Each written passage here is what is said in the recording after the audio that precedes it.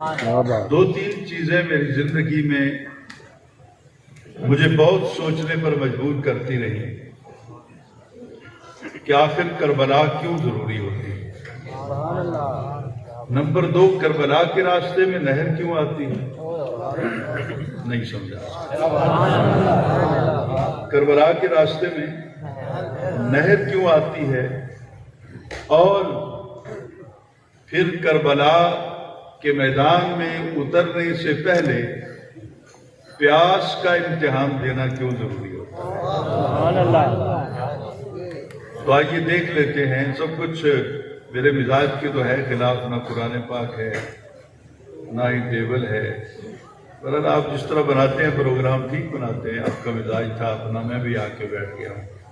آپ کو ڈسٹرب کرنا مقصود نہیں ہے، چند لمحے بات کرنی ہے، پھر کبھی آپ اپنی دعاؤں میں یاد کرتے رہیں گے تو مجھ جیسے نالائق کو سرکار اپنے در کا سگ یا سگ کے قدموں کی خاک کے برابر بھی قبول کر لیں تو میرے لیے بڑی بات ہے۔ 32 سال ہو گئے مجھے دورہ حدیث پڑھاتے ہوئے، اور تقریباً 30 سال سے دورہ تفسیر کے اسباق بھی میرے پاس ہیں۔ شاید میں اس طرح شہادت نہ پڑھ سکوں جس طرح ہمارے اسٹیج پر علماء پڑھتے ہیں، مجھے نہیں آتی۔ جس آیت کو میں نے پڑھا ہے اس آیت کو ہم دیکھتے ہیں کہ اس آیت کے اندر اللہ تعالیٰ کس طرح ہمیں کربلا کے مفہوم کو سمجھاتا ہے۔ آیت میں پڑھوں گا، ترجمہ بھی میں کروں گا، جہاں ضرورت محسوس کروں گا اس کی ڈیفینیشن، اس کی تشریح بھی کروں گا، لیکن آپ نے اپنے برین کمپیوٹر کو آن رکھنا ہے، کڑیاں آپ نے ملانی ہے کہ وہاں کیا ہوا تھا، وہاں کیا ہوا ہے۔ میرا خیال ہے آپ اس طرح سننے کے عادی نہیں ہیں، پھر آج گزارا تو کریں۔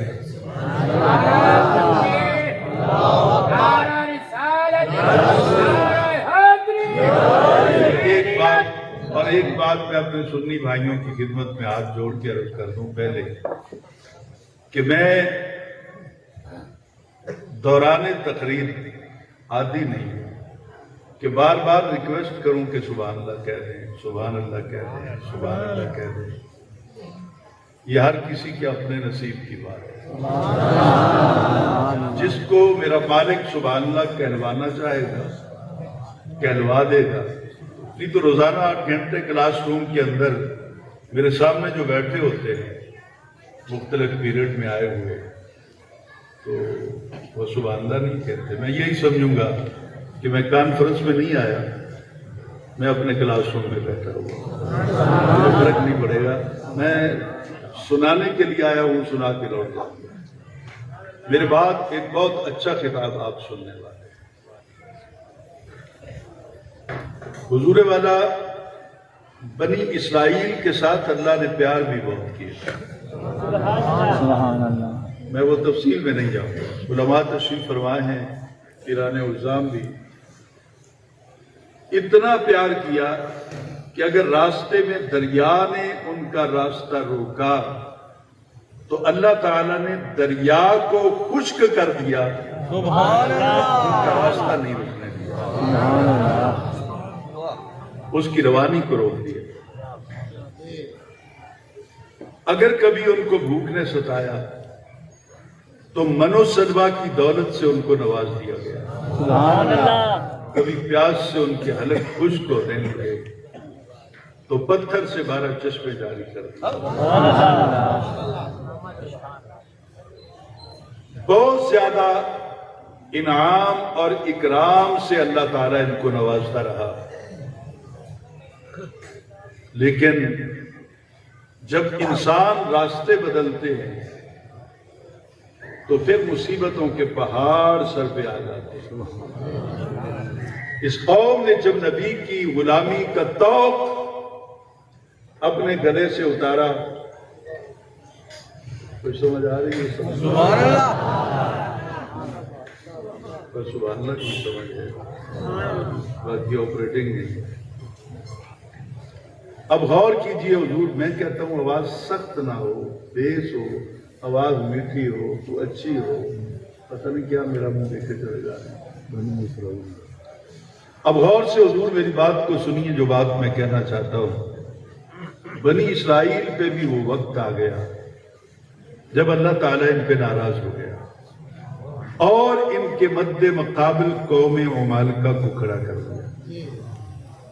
قوم عمالقہ کا سردار جو تھا اس کا نام جالوت تھا۔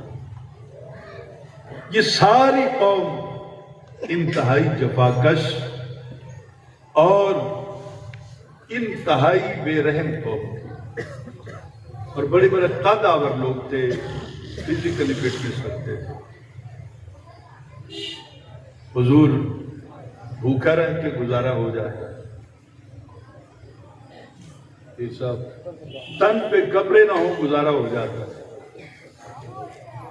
پیاس کی شدت سے موت آ جائے گزارا ہو جاتا ہے، لیکن جب عزتیں نیلام ہونے لگے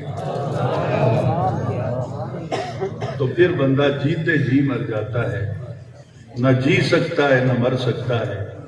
بنی اسرائیل پہ وہ وقت آ گیا جب جالوت نے ان کی عزتوں کے بھی پردے نوچ ڈالے۔ آخر کوئی بابا تو رویا ہوگا، کسی ماں کی آنکھوں سے آنسو تو نکلے ہوں گے جنہوں نے باب رحمت پہ دستک دی ہوگی، اور یوں خلاق عالم کو پیار آ گیا تو حضرت شموئیل علیہ السلام کو اللہ نے حکم دیا کہ اس قوم کو کہو کہ اپنا ایک سردار بنا دے، اپنا ایک حکمران بنا دے۔ تو اللہ کے حکم کے ساتھ حضرت طالوت کو قوم بنی اسرائیل کا سربراہ بنا دیا۔ اب عزتوں کی حفاظت کے لیے حضرت طالوت کو حکم دیا گیا کہ تم اپنی سپاہ تیار کرو۔ 1,00,000 افراد سر پہ کفن باندھ کر میدان میں نکل آئے کہ ہم آپ کی ایک آواز پر اپنا سر کٹوا دیں گے، شرط یہ ہے کہ ہماری عزتیں بچ جائیں، سبحان اللہ، ہماری ماؤں بہنوں بیٹیوں کا تقدس بحال ہو جائے۔ 1,00,000 کا لشکر چلا۔ اب میں بار بار نہیں کہوں گا کہ کڑیاں ملا رہا ہوں، فلاں کر رہا ہوں، فلاں، اب یہ آپ کا کام ہے۔ فلما فصل، جب نکلے، جدا ہوئے، علیحدہ ہوئے۔ اب میں ان کی وضاحت کر دوں، جب نکلے اپنے وطن سے، جدا ہوئے اپنے گھروں سے، تنہا چھوڑا اپنی بیٹیوں کو،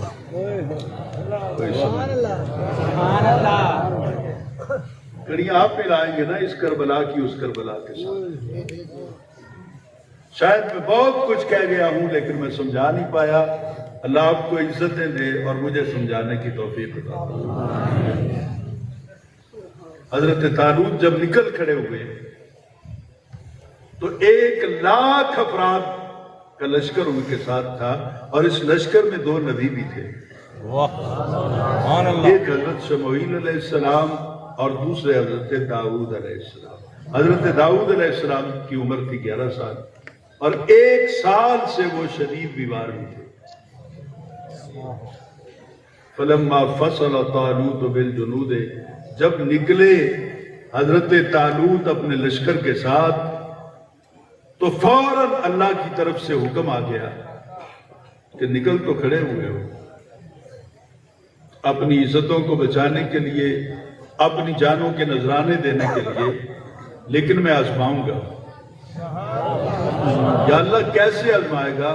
قال ان اللہ مبتلیکم بنہر، فرمایا کہ بے شک اللہ تعالیٰ تمہیں آزمائے گا بنہر، ایک نہر کے کنارے پر۔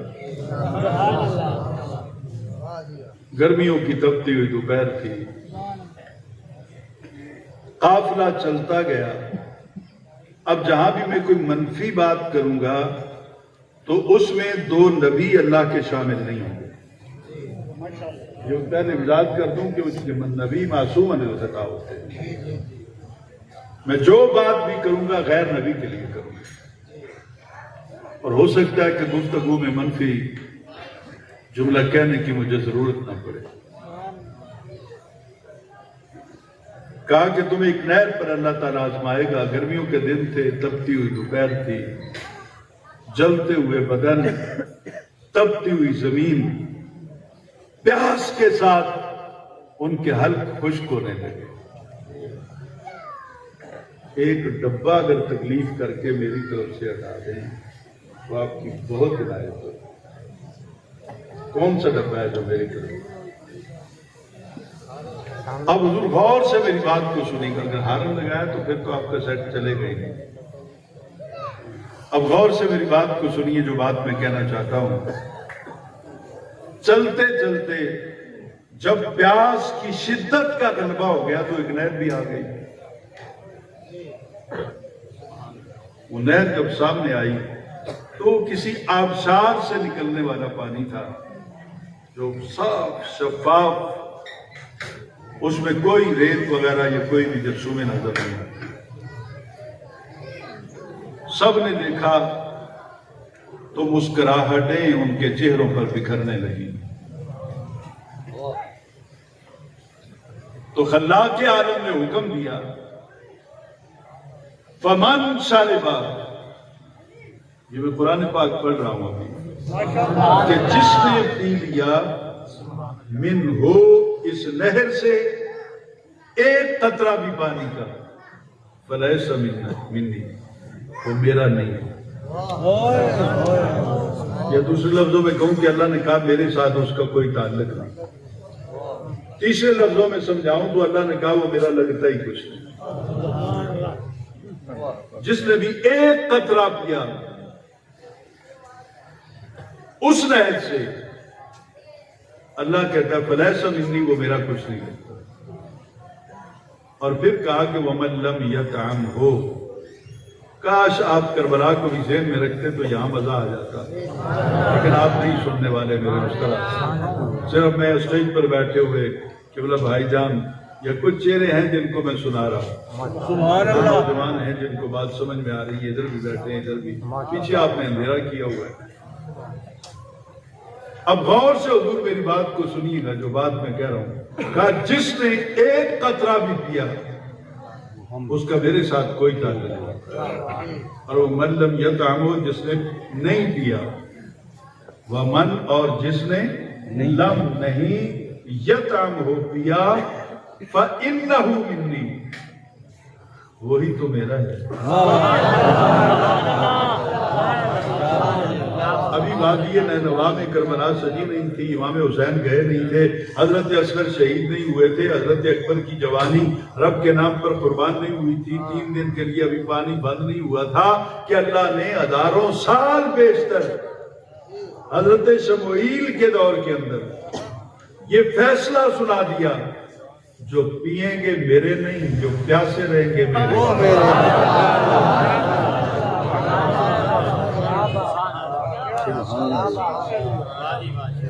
بھائی جان حضور آگے اس سے بھی ایک عجیب بات ہے، ہم جماعت اہل سنت والے بھی اور مسلمان بھی جتنے ہیں یہ عقیدہ رکھتے ہیں کہ اللہ تعالیٰ علیم بذات الصدور، ہمارے دل کے اندر جو بھی بات ہوتی ہے، جو تصور ہوتا ہے، جو ارادہ ہوتا ہے، ہم نوکے زبان پر بات میں لاتے ہیں، اللہ اسے پہلے جانتا ہے، جان لیتا نہیں، جانتا ہے۔ بلکہ ایسا بھی ہوتا ہے کہ وہ تصور ابھی دل کے نہا خانوں میں اترا ہی نہیں ہوتا، اللہ تعالیٰ اس سے پہلے جانتا ہے کہ یہ کل کو سوچے گا یہ بات۔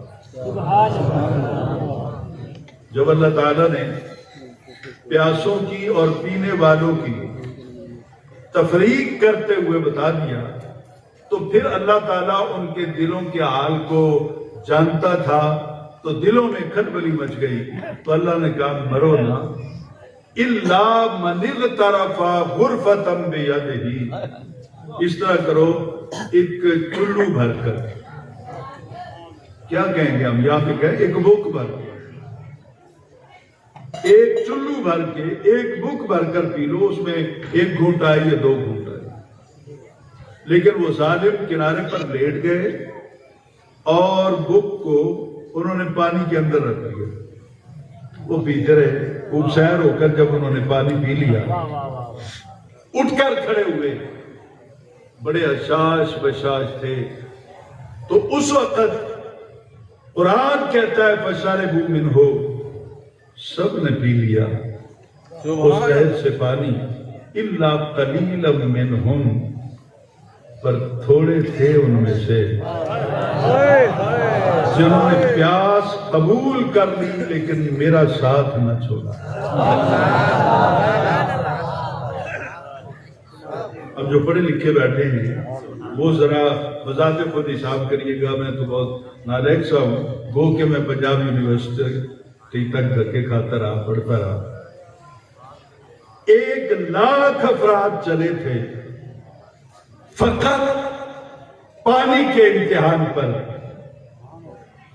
313 بچ گئے، باقی آؤٹ ہو گئے۔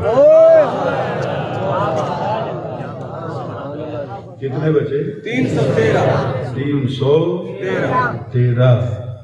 1,00,000 ڈونیشن، 313 بچ گئے، باقیوں کو اللہ نے کہا کہ تم آؤٹ لائن ہو کے جاؤ گھر۔ مجھے بڑے لشکر کی ضرورت نہیں ہے، میں تو ہاتھیوں سے ابابیلوں سے ہاتھیوں کو مروا دیتا ہوں، میں تو چیونٹی سے بھی بڑے کام لے سکتا ہوں۔ طاقت، اصل کنٹرولنگ اتھارٹی تو میرے پاس ہے۔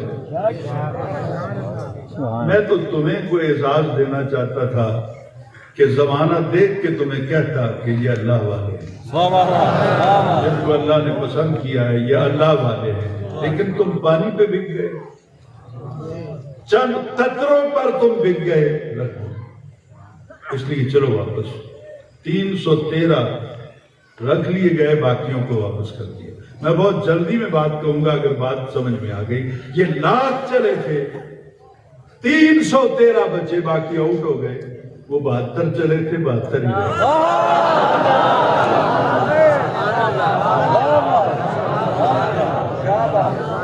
میں تمام مکاتب میں کو دعوت دوں گا کہ مجھے بتا دیں کہ ایک بھی سپاہی حسین کا کم ہوا، ایک بھی کم ہوا۔ کوئی تو جا کے منت کر لیتا یزید کی، اور جو ادھر سے چھوڑ کے آ گیا تھا کوئی ادھر سے بھی جاتا نا۔ بلکہ حضرت مسلم بن اوسجہ کے بارے میں نے پڑھا ہے تاریخ کے اوراق پر کہ یہ 100 سال سے زیادہ عمر کے تھے اور قبر ان کی جھکی ہوئی تھی، یہ سیدھے ہو کر چل نہیں سکتے تھے۔ حضرت امام نے 9 اور 10 کی شب کو جب اجازت دی نا جو جانا چاہتا ہے چلا جائے، اور مسلم اوسجہ پر نظر پڑی کہ یہ بوڑھا ہے، آپ نے کہا بوڑھوں پر تو جہاد ہی فرض نہیں ہے، تم آؤٹ لائن ہو جاؤ، جاؤ اپنے خیمے میں جا کے آرام سے بیٹھو۔ یزید کا رولا تو میرے نعرے تو انڈا تو کوئی نہیں۔ باقی باتوں کے نام کیوں نہیں لیے جاتے؟ نام اسی کے لیے جاتا ہے جس کے ساتھ رولا ہو، اور جو سینہ تان کر میدان میں لکھتے ہیں۔ رولا کیا تھا سناؤں آپ کو؟ تاریخ کے برازوی اٹھائیں۔ یزید جب حاکم بن گیا، حکمران بن گیا، خلافت ختم ہو گئی، خلافت کا دور ختم ہو گیا حضرت امام حسن پر، اور ملوکیت جب چلی اور یزید بادشاہ بنا تو یزید نے اپنی کیبنٹ میٹنگ طلب کی، اپنے وزراء کو بلایا جن کی تعداد 100 تھی اس دور کے اندر۔ اور جو پڑھے لکھے نوجوان ہیں نا، میں آپ کو دعوت فکر دے کے جا رہا ہوں کہ کسی وقت بیٹھ کر جغرافیائی طور پر دیکھیے گا کہ یزید کتنے رقبے پر حکمران تھا۔ آج یونائٹڈ اسٹیٹ آف امریکہ تمام سٹیٹس مل کر بھی اتنا رقبہ نہیں بنتا. 22 لاکھ مربع میل تو فاروق اعظم فتح کر گئے.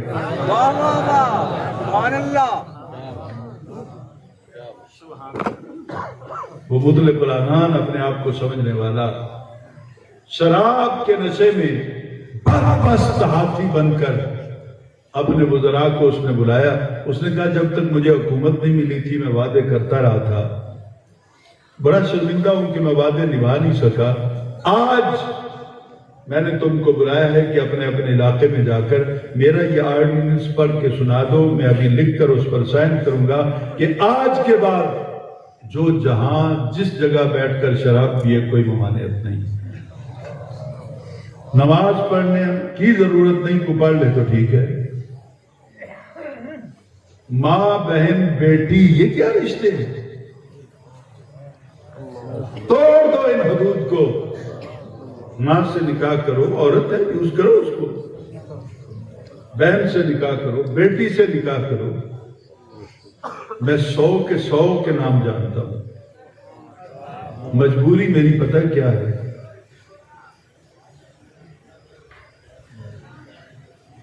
کہ میں نام لے دوں گا تو پورے وطن میں آگ لگ جائے. ہم جماعت اہل سنت والے امن چاہتے ہیں.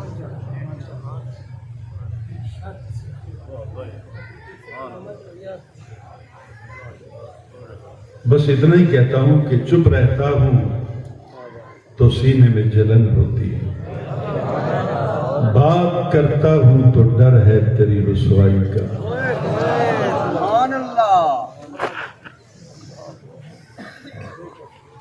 جب اس نے اپنا بیان کر دیا کہ آج میں نے یہ کرنا ہے تو 100 کے 100 خاموش رہے. ایک بڈھا بابا اٹھ کے کھڑا ہو گیا, انہوں نے کہا یزید گل سن, جڑا کم بندہ نہ کر سکتا ہوئے لافاں کیوں مارے؟ تیری اوقات کے لیے. اس نے کہا میں کر سکتا ہوں, حاکم ہوں, ایک سائن کروں گا اور وہ قانون نافذ ہو جائے گا. اس بابے نے کہا تو نہیں کر سکتا. اب دل تھامیے گا, میں نے ایک بات کرنی ہے, اگر بات سمجھ میں آ جائے. حضور والا دوسری مرتبہ کہا تو یزید کا چہرہ سرخ ہو گیا, شراب کا جام نیچے پھینک دیا, ٹوٹ گیا. اس نے کہا تو چیلنج کرتا ہے میرے اختیار کو بابا؟ اس نے کہا چیلنج نہیں, میں حقیقت بتا رہا ہوں کہ تم یہ آرڈیننس جاری نہیں کر سکتے. پوچھا کیوں نہیں جاری کر سکتا؟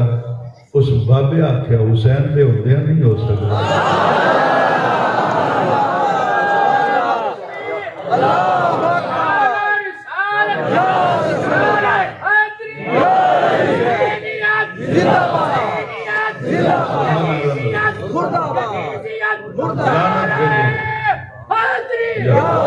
لعنت بھیجے یزید پر, کیا اس کے نعرے لگانے ہیں, کیا کرنا. اب غور سے میری بات کو سنیے, میرے پاس ٹائم نہیں ہے. میں نے بہت جلد کربلا سے واپسی کے 1-2 باتیں کرنی اور آپ سے اجازت لینی ہے. تفصیل میں jانے کا وقت نہیں ہے, وگرنہ کربلا کو سننا ہو تو زندگیاں لگ جاتی.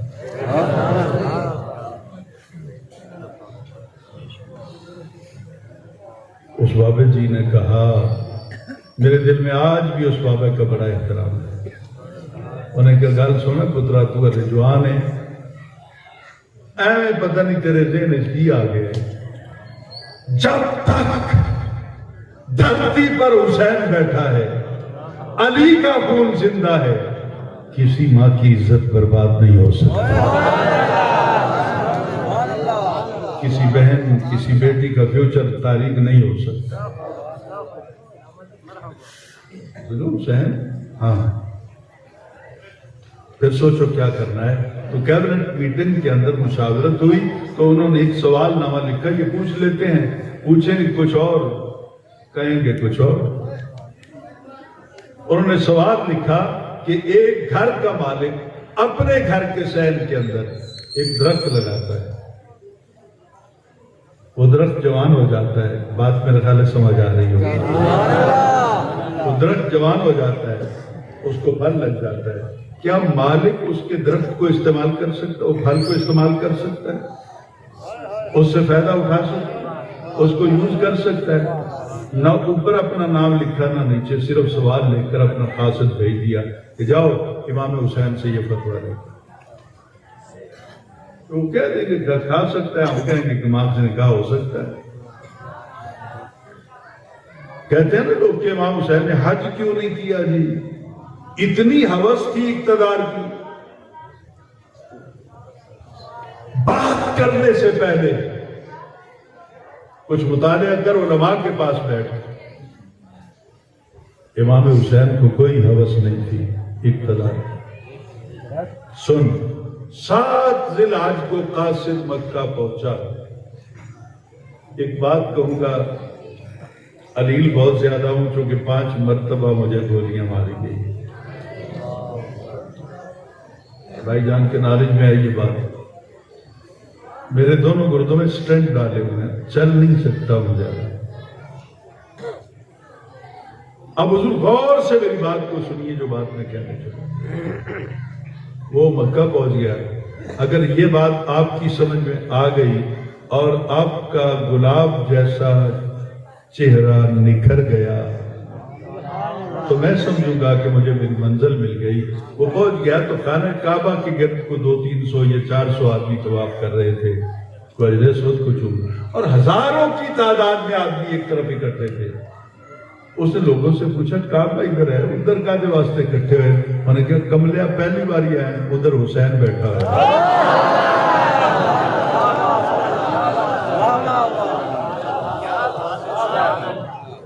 وہ بھی کھسکتا اس محفل میں چلا گیا، راستہ بناتا بناتا بناتا بناتا امام حسین کے قریب گیا اور جا کے کہنے لگا حضور ایک سوال ہے، وہ آپ سے پوچھنا ہے، اگر اس کا جواب مرحبت فرما دیں تو آپ کی بڑی عنایت ہوگی۔ نے کہا دکھاؤ سوال پڑھا، آپ نے پڑھ کے آپ مسکرائے، اس کاغذ کو آپ نے زانوں پہ رکھا۔ اب مجھے مزہ نہیں آتا میں پھر کہوں کہ بات سننے والی ہے، آپ خود سننے والے ہیں۔ زانوں پہ رکھا اور اپنی جیب سے وہ قلم نکالا جس سے مولا علی فیصلے لکھا۔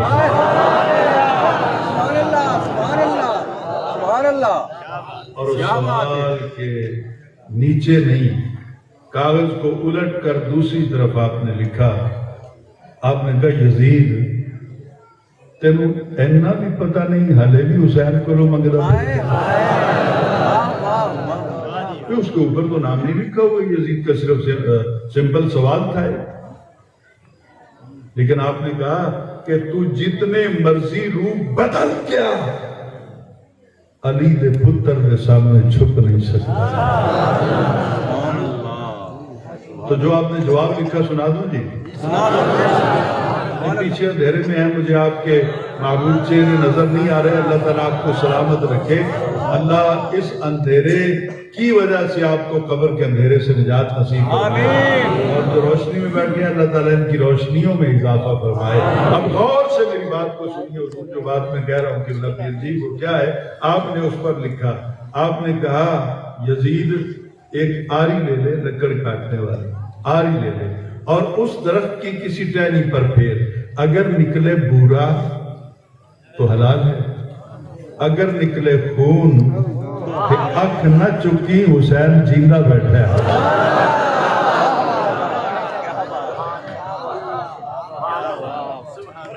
آنکھ مت اٹھانا، علی کا خون دھرتی پہ ہو اور ماؤں بہنوں بیٹیوں کی عزت لٹ جائے، یہ نہیں ہو سکتا۔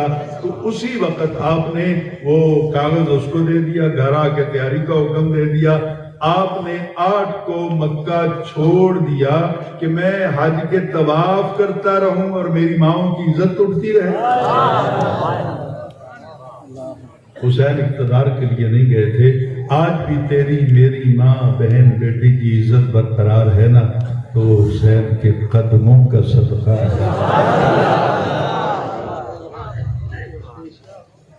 کیا ہوا ابھی ادھر بھی اندھیرا ہوگا، پتہ نہیں کیسا انتظام کیا آپ لوگوں نے۔ اتنا بڑا اجتماع ہے، اتنا خوبصورت اجتماع ہے، اور ایک لائٹ کیمرے کی ہے جو صرف اسٹیج کی طرف ہے۔ شاید پہلا پروگرام ہے یا پروگرام ایسے ہوتے ہی رہتے ہوں گے، مجھ جیسا کوئی نالائق نہیں آیا ہوگا۔ تو حضرت امام اس لیے آپ نے حج چھوڑا، ماؤں بہنوں بیٹیوں کی عزتیں بچانے کے لیے۔ اور یہ بھی کہتے ہیں کہ امام حسین اکیلے چلے گئے، صحابہ ساتھ کیوں نہیں گئے؟ اعتراض ہوتا ہے نا، صحابہ کرام رضوان اللہ تعالی وہ ساتھ کیوں نہیں گئے؟ نبی کا بیٹا تھا، علی کا بیٹا تھا، زہرا کے دل کا چین تھا، وہ اکیلے چلا گیا اپنی بیٹیوں بہنوں کو لے کر، کسی صحابی کو خیال نہیں آیا۔ تو سن لیجیے، اگر کوئی اس طرح آپ کو سنائے گا تو اس سے پوچھ لیجئے گا کہ حسین احمد مدنی کا کتاب کہاں سنائے گا۔ یہ میری 33 سال کی محنت ہے جو میں آج آپ کو دے کے جا رہا ہوں۔ کیوں نہیں گئے صحابہ؟ یہ دیہاتی علاقے ہیں نا، تو یہاں آ کے کوئی آدمی رقبہ لیتا ہے، آباد ہے رقبہ تو ٹھیک ہے، نہیں تو پھر اس کو آباد کرتا ہے، بننے شننے سدھے کر، کھالے صاف کر، یہ کر۔ حضور وہ بابا روزانہ مسجد میں آتا ہے نماز پڑھنے کے لیے، فجر روزانہ اکیلا ہی چلا جاتا ہے، بستی والے اس کے ساتھ ہی نہیں جاتے۔ جب فصل کاشت کرنے کا ٹائم ہوتا ہے تو وہ کچھ اپنے بیٹوں کو، بھانجوں کو، بھتیجوں کو ساتھ لے جاتا ہے۔ جب فصل کی کٹائی کا موسم آتا ہے تو پھر بیٹیوں کو بھی لے جاتا ہے، بہنوں کو بھی لے جاتا ہے۔ اگر کوئی بات سمجھ میں آ گئی، ایک دن کچھ من چلے، بازار کے کونے پر کھڑے ہوئے کہہ رہے تھے، یار بابا کو چنگا نہیں ہے، جدن دایا نماز تے ساڑی مسجد پڑھتا ہے پر روز کلا ہی جاتا ہے، یا لوڑ پوے تے تیاں نوں، پیڑاں نوں، بھانجیاں نوں، بھتیجیاں نوں، انہاں نوں لے جاتا ہے، وسطی جو تو کوئی بھی نال نہیں جاتا۔ تو بھائی جان قبلہ پاس سے گزر رہے تھے یا حضرت پاس سے گزر رہے تھے، یا کوئی بھی بابا گاؤں کا، انہیں کہا پترا کی گلا پہ کر دے، انہیں کہا جی ہمیں کہنے کہ بابا چنگا نہیں ہے کوئی، تائیں تو کوئی نال جاندا نہیں۔ انہیں کہا کملے ہو، کسی اور دے سامنے گل کر کے ایویں رسوائی اپنے واسطے مول نہ لے دے جی۔ گل تو انہوں میں سمجھاواں، اوہی جانا ہوتا ہے جیدی جاگیر ہوئے۔ شاید میں پتہ نہیں سمجھا، وہی جاتا ہے جس کی جاگیر ہوتی ہے، اور جس کی جاگیر ہوتی ہے وہ دیکھتا ہے کہ میری ضرورت کتنے افراد کو لے کر پوری ہوتی ہے۔ جس ضرورت کرو ہی پوری ہوندی ہوئے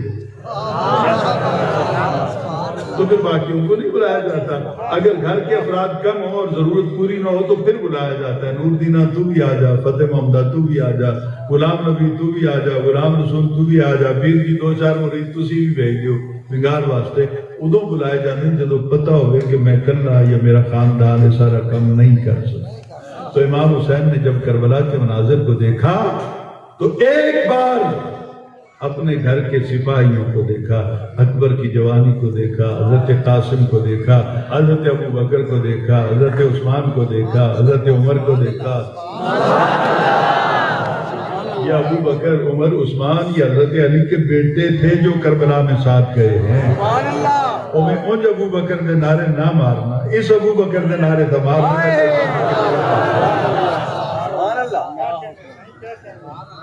اچھا نہیں لگتا فاروق اعظم عمر، چلو اس عمر کے نعرے نہ لگانا، اس عمر کے نعرے تو لگا جو علی کا بیٹا ہے اور کربلا میں حسین کے ساتھ کھڑا ہے، اس عثمان کے نعرے تو لگانا۔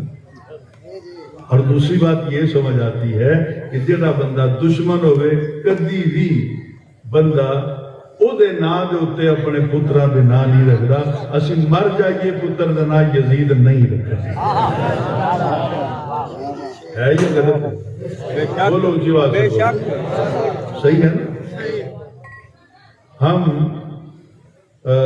محمد صدیق رکھ لیں گے، عمر فاروق رکھ لیں گے، محمد عثمان رکھ لیں گے، غلام علی رکھ لیں گے، غلام حسین رکھ لیں گے، غلام حسن رکھ لیں گے، غلام قاسم رکھ لیں گے، لیکن کبھی بھی یزید کا نام نہیں رکھیں گے، اس لیے کہ وہ ہمارا دشمن ہے، وہ دین کا غدار ہے، ہم اس کا نام نہیں رکھتے۔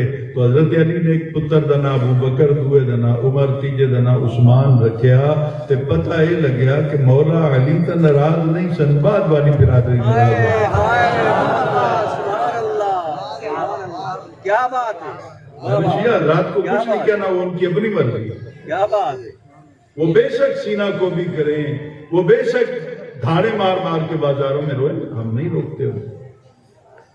ان کا ایک اپنا انداز ہے امام حسین کی غلامی کرنے کا، لیکن ہم تو یہ سمجھتے ہیں کہ یہ مائک اگر فار سیل ہے، ساؤنڈ سسٹم والے مجھے کہتے ہیں کہ آپ اعلان کر دیں، اور یہی محفل میں سے کوئی اس کا خریدار آ جاتا ہے تو خریدار اور مالک کے درمیان مکالمہ ہو، ہاں بھی بیچتے ہو، بیچنے والا کہتا ہے جی بیچتا ہو، کتنی قیمت ہے وہ بتاتا ہے کہ اتنی قیمت ہے، قیمت خریدار کی سمجھ میں آ گئی تو سودا ہو جائے سودا ہو جائے گا، وہ قیمت دے دے گا اور مالک مائک دے دے گا۔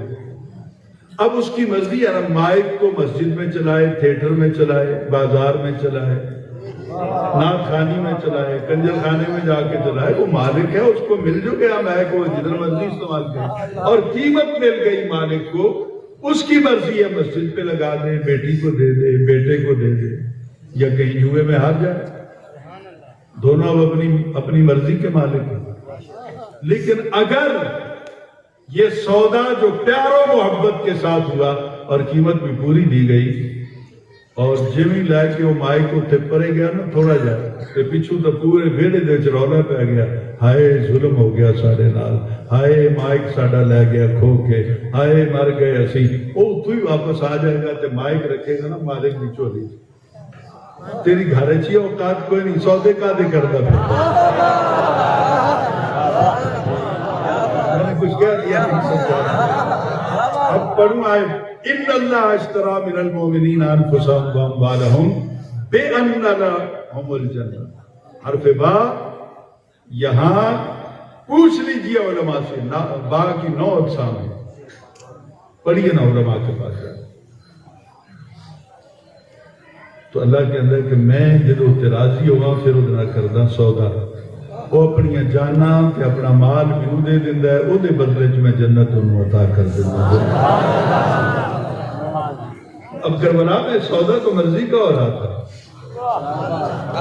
ہمارے اسٹیج پر بھی کچھ پاگل پڑتے ہیں، میں ان سے معافی مانگتا ہوں، چاہے وہ کسی بڑے نے بھی لکھیا ہے تو غلطی تو ہو سکتی ہے کہ جن کو دھوکے سے کوفے بلایا گیا، وہ امام ہی کا تھا جنہا دھوکے چاہ جائے، حسین دھوکے میں آ کر نہیں گئے، اپنی مرضی سے، دھوکے میں جانا قضیہ اتفاقیہ ہوتا ہے، اس پر نہ جزا ہوتی ہے نہ سزا ہوتی ہے، جنہا مرضی نہ جائے نا تو پھر جو کچھ ہوئے جزا سزا پھر ہوتا حق بات ہے۔ امام حسین مرضی سے گئے تو مرضی سے سودا کیا تھا، انہوں پٹنا کا دے، آنسو آئیں گے بیٹھ کے، ان کی یاد میں آنسو آئیں گے، ان کے کردار کو، ان کی عظمت کو خراج تحسین پیش کریں، جائز ہے، آنسو آئیں، نبی نے بھی کہا، ذکر کریں ان کا، نبی نے بھی ذکر کیا، بخاری شریف کے اندر ہے، میں زیادہ وقت نہیں لوں گا۔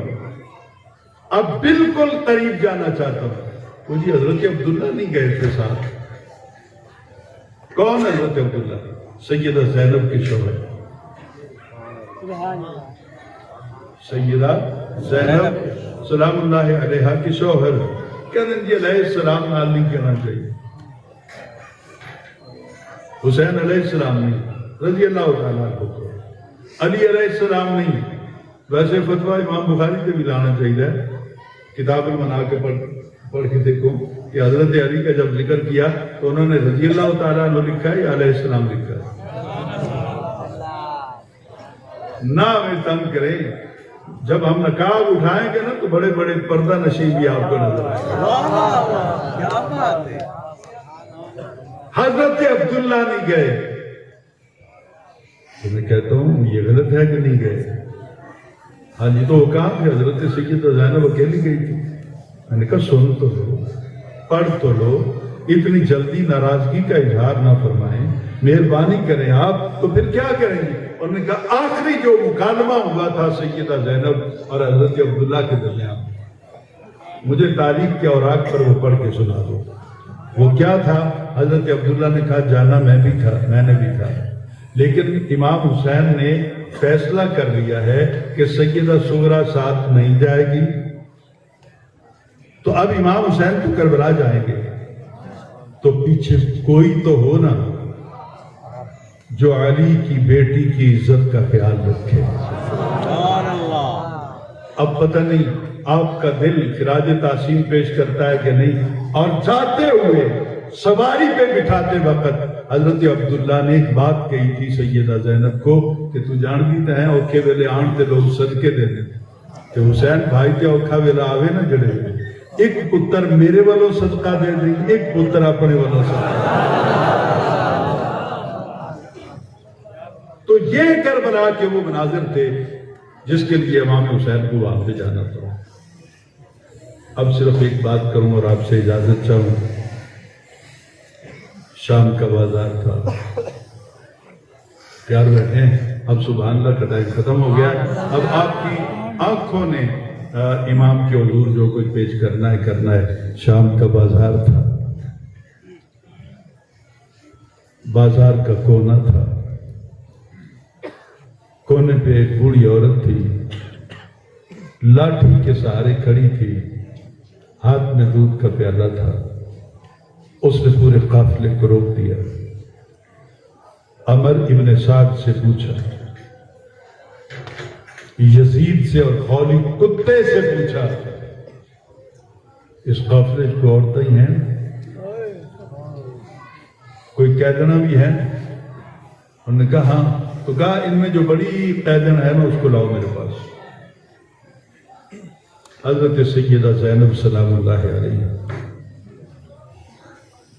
سید بھائی جان، وقت ایسا آ گیا ہے کہ اب ہمیں اسٹیج پر بٹھا کر کہا جاتا ہے کہ اپنی ماؤں کے ساتھ جو کچھ ہوا ہے تم خود سناؤ۔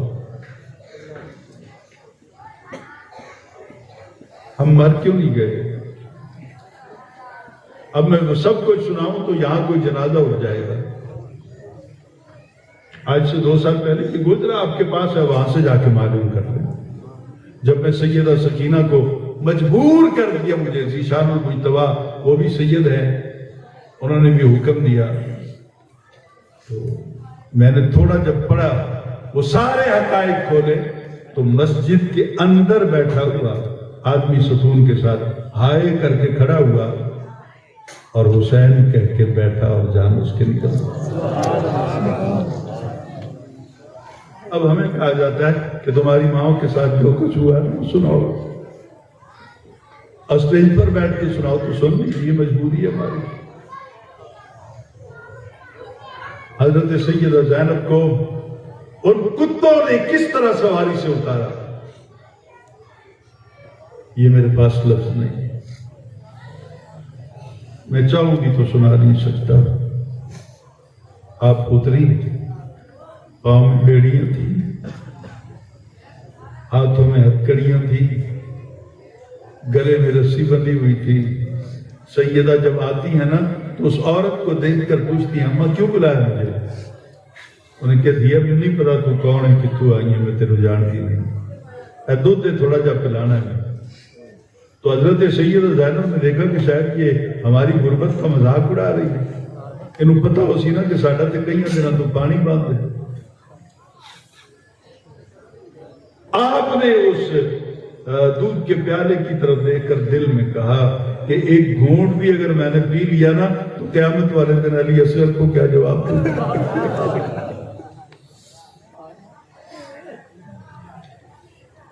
آپ نے کہا اماں تیری ہماری رشتہ داری کیا ہے، کیوں پلاتی ہے دودھ، مذاق اڑاتی ہے ہمارا؟ انہیں کہتی ہے میں مذاق نہیں اڑاتی، یہ میری مرشدہ کی عادت تھی اور مجھے بھی ہوگی۔ کون ہے تیری مرشدہ؟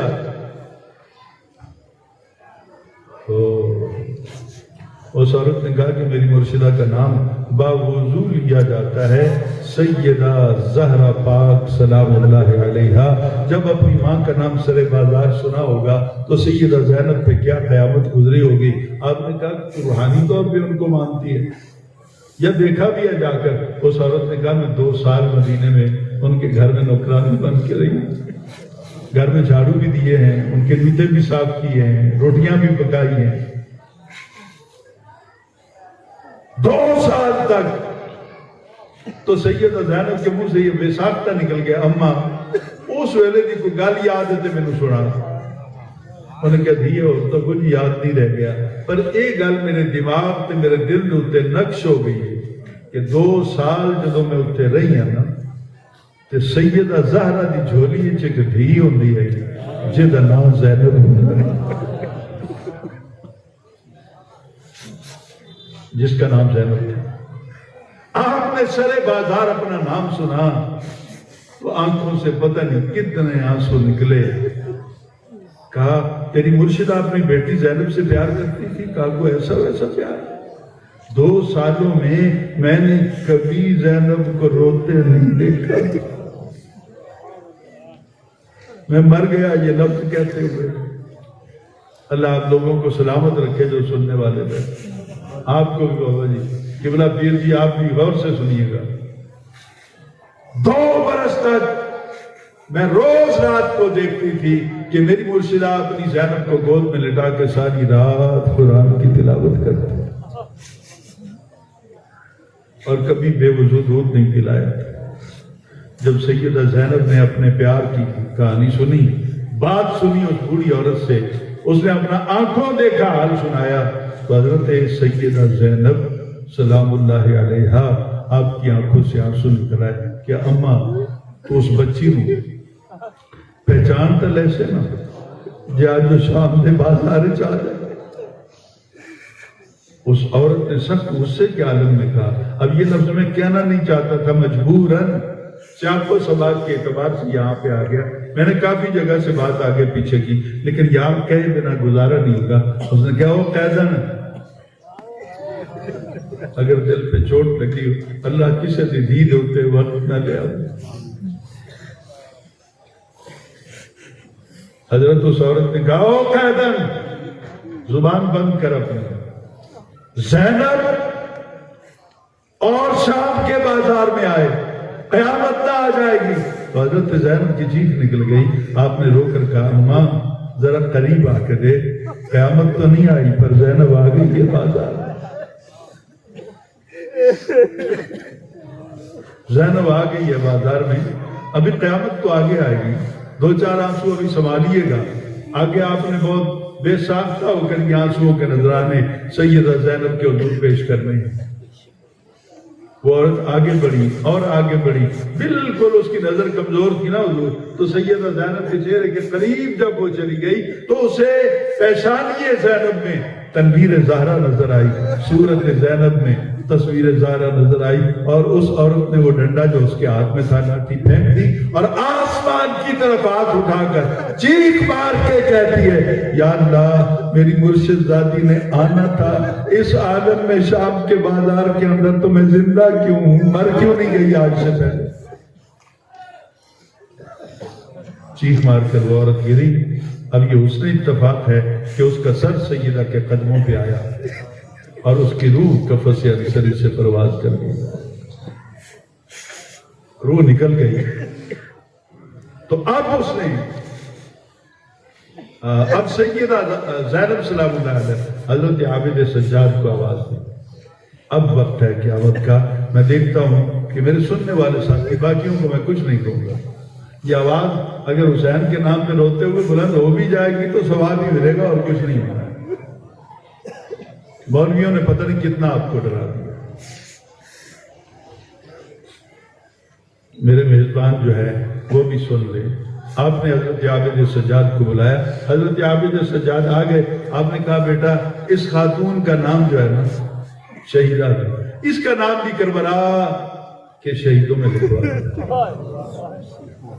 تو حضرت عابد سجاد چپ کر کے کھڑے، کہاں لکھنا تھا؟ کو کاغذ یا قلم کو دل پہ لکھنا تھا۔ حضرت زینب نے دوسری بار کہا बेटा इसका नाम भी करबला के शहीदों में लिख लो। आबिद सज्जाद चुप रहे। तीसरी बार हजरत सैयदा ज़ैनब ने सख्त गुस्से में कहा, आबिद सुना नहीं, लिखो इसका नाम करबला के शहीदों में। तो आबिद सज्जाद का वजूद लरज गया सारा, और रो कर उन्होंने जो कहा, सुना दूं? तो बैठे वफा वाले, सुना दूं हुजूर वाला? हजरत आबिद सज्जाद बोले, माँ आप नाराज तो होती हैं, अब बाप भी मेरा आप है, माँ भी मेरी आप है, फूफी भी मेरी आप है, आप नाराज तो होती हैं, पर मुझे इतना तो बता दो, इस कभी को असगर मारा गया है? इस कभी को अकबर था जिसकी लाश पे घोड़े दौड़ाए गए। इस कभी को अब्बास है जिसके बाजू काट दिए गए।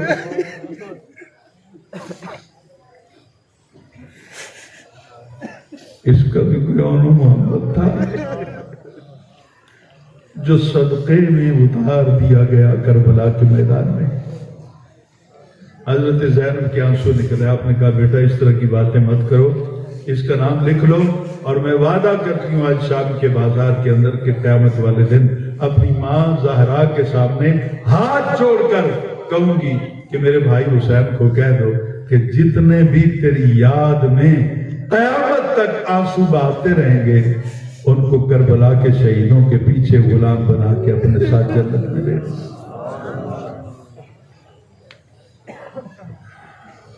बस हुजूर, मेरा मेजबान नाराज ना हो जाए, बाकी अब मेरी हालत नहीं है सुनाने की। मदीना आ गया, काफिला मदीना से थोड़ी देर दूर रोक लिया गया। हजरत ज़ैनब उतर गई, अम्मा वाला पटा हुआ मुसल्ला बिछा दिया, चादर तदहीर सर पे रख ली और वहां जाके मुसल्ले पे बैठ गई। काफी देर के बाद आबिद सज्जाद ने कहा, माँ अब चलती क्यों नहीं? अपना घर है, नाना का रोजा है, यहाँ सारे नाना के मानने वाले रहते हैं, और सुगरा भी तो इंतजार कर रही होगी, चलो अपने घर चलते हैं, यहाँ क्यों बैठी हैं? आप तो यजीद के दरबार में, कूफे के बाजार में, शाम के बाजार में कहीं नहीं घबराई, यहाँ क्या हो गया? आपने कहा, मैं किसी जालिम के सामने नहीं घबराती हूँ। पर जो सुगरा मेरे को पूछ लिया कि मेरा बाबा कितने, और होया सोना ओई जेड़े भी पीछे भी सुनने बैठे होना धेरा है। अल्लाह ताला आपकी भी हिफाजत फरमाए और आपके आंसुओं को अल्लाह ताला सैयद ज़हरा पाक की खिदमत तक ले जाए। अगर किसी का आंसू बहता है, नहीं तो कोई आवाज, कोई सिसकी, कोई सदा तो होगी, तो आप जरा गौर से सुनिएगा। आपने कहा कि मैं सैयदा सुगरा को तो जवाब नहीं दे सकती, मैंने नहीं जाना, घर नहीं जाना, अब जिंदगी यहीं पे गुजार। किसी ने उधर खबर दे दी थी, सुगरा तेरा काफिला तो करबला तू वापस आ गया। वो भागती हुई आई ना, तो पहले कजावे पर चढ़ी, उसमें झूला तो रखा था असगर का, वो कुर्ता भी रखा था जो सैयदा सुगरा ने अपने हाथों से सिलाई किया था, लेकिन असगर नहीं थे। वो भाग के उतरी और दूसरे कजावे पे चढ़ गई। कजावा था, पगड़ी भी थी, उस पर खून के रंगीन गुलाब भी थे, पर अकबर नहीं था। आगे गई तो कजावा था, अब्बास नहीं थे, बच्ची थी ना, गम से निधार हुई और आकर अपनी फुफी ज़ैनब का ये दामन पकड़ लिया और रो के कहा, अम्मी फुफी अम्मा हुण होर कुछ ना आखी खुदा वास्ते, नहीं तो सुगरा मर जाना। मैनू बस तू इतना दस दे कि मेरा वीर असगर पीछे अब्बे दे नाल लादा पिया ना काफिले दे विच।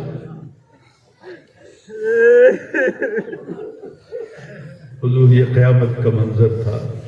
मैं क्या सुनाऊं करबला से वापसी आओ, कुछ भी नहीं। ये तो मैंने 1% भी नहीं सुनाई। अगर सुना दूं तो यहां भी पता नहीं किसी की हालत रह हो जाए।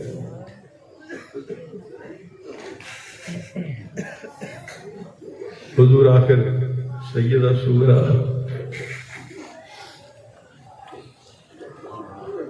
अगर हौसला हो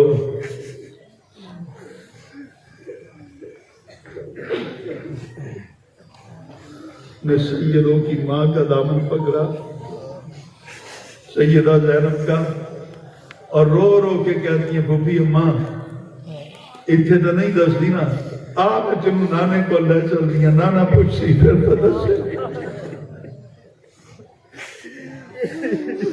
آپ کو سلامت رکھے بھائی. جب کہتے ہیں نا کہ سیدہ زینب مدینہ پاک میں داخل ہوئی تو دیواریں بھی ہلنے لگی، حضور کی تربت انور بھی ہلنے لگی، اور سب نے جا کے تربت انور کے آپ نے سلام پیش کیا اور کہا نانا جاتے جاتے میرا بھائی حسین ایک سنیہ دے گیا ہی وہ میں تو ہمیں کو جاؤں گا. وہ پیغام یہ تھا کہ جاتے ہوئے میرا بھائی کیا گیا کہ اگر مدینہ چلی جاؤ نا بہنا تو میرے نانا کو یہ بتا دینا کہ میرے مارنے والے کافر نہیں تھے، میرے مارنے والے عیسائی بھی نہیں تھے، میرے مارنے والے یہودی بھی نہیں تھے، میرے مارنے والے کوئی غیر مسلم نہیں تھے، مارن والے تیرا کلمہ ہی پڑھتے رہتے، میری گردن دھوتے کرتے چلا.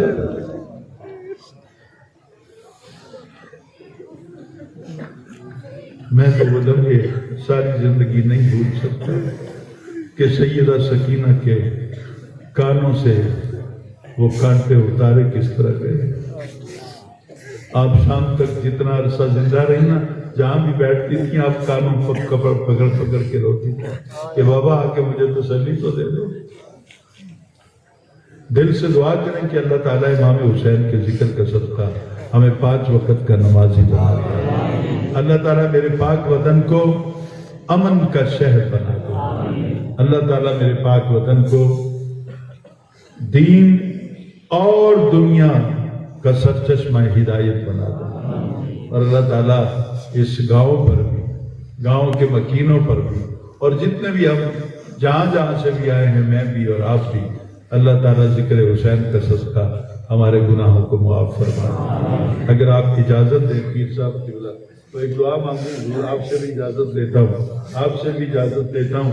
مل کے پھر آمین کی صدا اس طرح آئے نا کہ یہ زمین کا خطہ اس کا ذرہ ذرہ قیامت والے دن گواہی دے کہ یا اللہ ہم سب کو مرنے سے پہلے پہلے امام حسین اور امام حسین کے نانا ہمارے پیارے نبی کا دیدار نصیب فرما. یا اللہ ہم سب پر اپنی رحمتوں کا نزول فرما. یا اللہ ہماری کوتاہیوں کو معاف فرما دے، رحم فرما دے. وآخر دعوانا